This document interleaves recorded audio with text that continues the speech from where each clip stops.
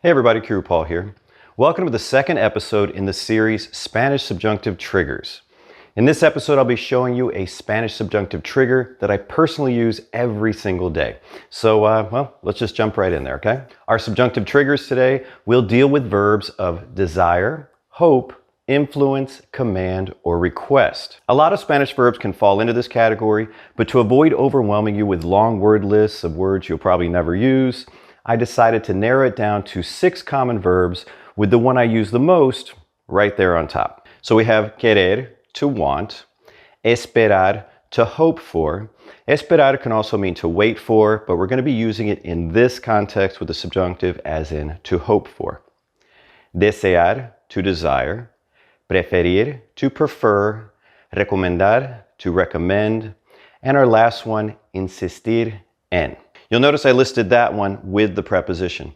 And the reason is that with certain verbs in Spanish that often appear with a certain preposition, like insistir en, to insist on, it's best to learn the verb with that preposition. In other words, your word list should say insistir en and not just insistir. Do you remember in the first episode when I talked about the trigger antes de que plus subjunctive, and I said that it was triggered by a subject change in the sentence. Otherwise, you would just use the infinitive. Quiero lavar el carro antes de que llueva.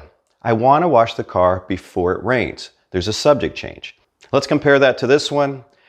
Quiero lavar el carro antes de acostarme. I want to wash the car before going to bed. No subject change. I'm just talking about I. Well, it's going to work like that with the constructions I'm showing you today, too. So when we have a subject change in the sentence, we're going to be popping in a que, and it will trigger our friend, the subjunctive. So with the subject change, our constructions are going to look like this. Querer que plus subjunctive. Esperar que plus subjunctive.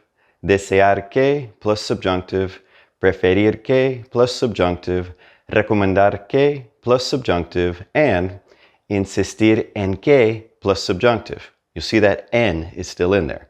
That's why it's a good idea to learn it as insistir en. You'll often be using these constructions in the first person, you know, what I want, what I hope, what I recommend, etc. So let's go ahead and change all those verbs into the first person present indicative. And based on your level of Spanish, you might be wondering why I left off the word yo. It's actually very common in Spanish to leave off the subject if it's very clear from the verb conjugation or from context who the verb belongs to. When we're talking about the present indicative, it's always clear that that verb conjugation can only belong to yo, or I. So yo is often omitted from the sentence. All right, so let's take our formulas and we're going to pop in some things for you to translate. Yes, you. You didn't expect me to do everything, did you? Seriously. So we end up with, I want you to study the subjunctive. I hope that you recover soon, meaning from an illness. I hope or desire that you have a good day. I prefer that you stay home. I recommend that you go to bed early. And the last one, I insist that you tell me the truth. All of the you in these sentences are going to be in the informal, the tu form. All you have to do is conjugate the verb shown in the present subjunctive mood. If you don't know the conjugations yet, I do have a video about that topic that'll walk you through it. You'll find a link to it in the description section of this video. If you want to pause to work on those, you should do that now. Otherwise, let's go through our answers. Quiero que estudies el subjuntivo. Espero que te recuperes pronto. Deseo que tengas un buen día. Prefiero que te quedes en casa. Recomiendo que te acuestes temprano. Insisto en que me digas la verdad. So how'd you do? Did you get them all right? If you didn't, don't worry. That's the point of these lessons, right? You're going to get better at the subjunctive. All right, so let's look at our phrases again. I actually put these in the order of frequency that I use them. Now, I'm not a native Spanish speaker, but I've spoken Spanish every day of my life for many years now. And I can tell you that the first one on that list comes out of my mouth multiple times a day. It's so useful that I'm just going to focus on that trigger for this next section of the video. I think you're going to see how you can really boost your Spanish with it. So you might be wondering why I use this particular construction so much. Am I particularly bossy and I go around all day telling people what I want them to do? No. It's just that I'm in a relationship and I'm continually asking that person what she would like me to do. ¿Quieres que saque la basura? Do you want me to take the trash out? ¿Quieres que pague la cuenta? Do you want me to pay the bill? ¿Quieres que ponga la mesa? Do you want me to set the table? ¿Qué quieres que haga? What do you want me to do? If you're in a relationship, you might see how this type of construction can be useful. So It's your turn to practice your subjunctive conjugations with this construction. We're going to call this the lightning round. I'm going to give you a sentence and I want you to conjugate the verb in the subjunctive and then say the entire sentence out loud before I say it. There are 82 of these. I'm just kidding. There's only 8 of them. All right. You ready to get started? Here we go. Do you want me to clear the table? ¿Quieres que levante la mesa? Do you want me to go to the store? ¿Quieres que vaya a la tienda? Do you want me to pay in cash? ¿Quieres que pague en efectivo? Do you want me to wash the clothes?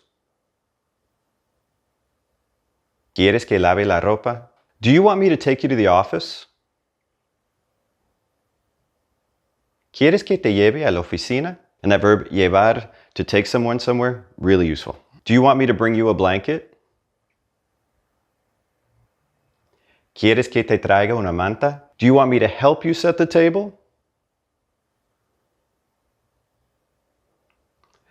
¿Quieres que te ayude a poner la mesa? ¿Quieres que te ayude a poner la mesa? And this last one's longer. Do you want me to tell Dan that we can't go to his party?